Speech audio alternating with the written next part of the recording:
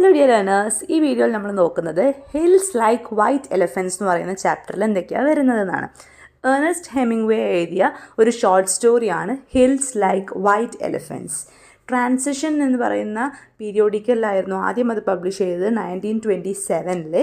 പിന്നീട് ഏർണസ്റ്റ് ഹെമിംഗ്വേയുടെ men without women എന്ന് പറയുന്ന ഒരു ഷോർട്ട് സ്റ്റോറി ഒരു കളക്ഷനിൽ പബ്ലിഷ് ചെയ്തു. ഓക്കെ, അപ്പം ഈ ഒരു സെറ്റിംഗ്, ഷോർട്ട് സ്റ്റോറീൻ്റെ സെറ്റിംഗ് വരുന്നത് സ്പെയിനിലെ ഒരു ട്രെയിൻ സ്റ്റേഷനാണ്.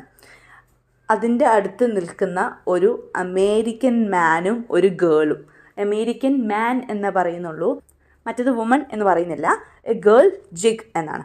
അവർ തമ്മിൽ എന്തോ ഒരു ഓപ്പറേഷനെ പറ്റിയുള്ളൊരു സംസാരം, അത്രയേ ഉള്ളൂ ആ ഒരു ഷോർട്ട് സ്റ്റോറി. അപ്പോൾ ആ കപ്പിൾ ബിയർ കുടിക്കാൻ വേണ്ടി സൈഡിൽ ഇരിക്കുകയാണ്. എന്നിട്ട് അവർ തമ്മിൽ ഒരു ഓപ്പറേഷനെ പറ്റി ഡിസ്കസ് ചെയ്യുകയാണ്.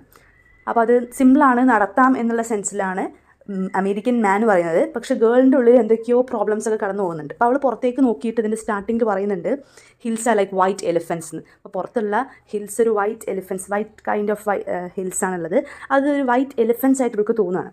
സോ വൈറ്റ് എലിഫൻസ് ഇവിടെ ഉദ്ദേശിച്ചത് ഒരു ഒബ്സ്റ്റക്കിൾ അല്ലെങ്കിൽ ജീവിതത്തിൽ വരുന്ന പ്രോബ്ലംസാണ്. അപ്പോൾ അത് നല്ലതാണോ മോശമാണോ എന്ന് മനസ്സിലാവാത്ത ഒരു സ്ട്രഗിളിലാണ്, ഒരു ഇമോഷണൽ സ്ട്രഗിളിൽ എന്തൊക്കെയാണ് അവരുള്ളത്. അതിനുള്ള കോൺവേഴ്സേഷനിൽ നിന്നും മനസ്സിലാക്കാൻ പറ്റുന്നത് ഹ്യൂമൻ റിലേഷൻഷിപ്പും കോംപ്ലക്സിറ്റി ഓഫ് ചോയ്സും ഒക്കെയാണ്. അപ്പോൾ വൈറ്റ് എലിഫൻറ്റ് എന്ന് പറയുന്ന ഒരു സിംബോളിസാണ്.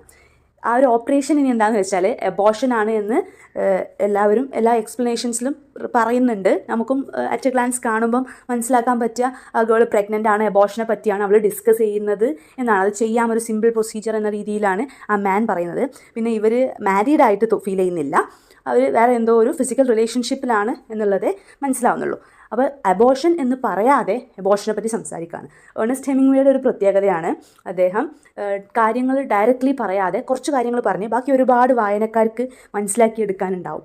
ആ ഒരു ടൈപ്പ് ഓഫ് റൈറ്റിങ്ങിന് ഐസ്ബർഗ് തിയറി എന്നൊക്കെയാണ് പറയുക. ഐസ്ബർഗ്, ഐസിൻ്റെ ഒരു കട്ട, അതിന് മേലെ കുറച്ചേ ഉണ്ടാവുള്ളൂ, പക്ഷേ അതിൻ്റെ താഴെ ചിലപ്പോൾ കുറേ ഉണ്ടാവും. അപ്പോൾ മേലെ ഒരു സർഫസ് മാത്രം, കുറച്ച് മാത്രം, കഥയുടെ കുറച്ച് മാത്രം കാണിച്ചു തരും. അപ്പോൾ ഇതിൽ ഈ ഒരു അമേരിക്കൻ മാനും ജിഗും തമ്മിൽ, ഗേൾ ജിഗും തമ്മിലുള്ള ഒരു കോൺവെർസേഷൻ മാത്രമേ കാണിച്ചു തരുന്നുള്ളൂ. പക്ഷെ അതിലൂടെ നമുക്ക് ഊഹിച്ചെടുക്കാം അവർ തമ്മിൽ എന്തൊക്കെ നടന്നു, എന്തൊക്കെ ആയിരിക്കും ഇനി നടക്കാൻ പോകുക എന്നുള്ളൊരു ബിഗ് സ്റ്റോറി പലതും നമുക്ക് ക്രിയേറ്റ് ചെയ്യാം, ഇമാജിൻ ചെയ്യാൻ പറ്റും.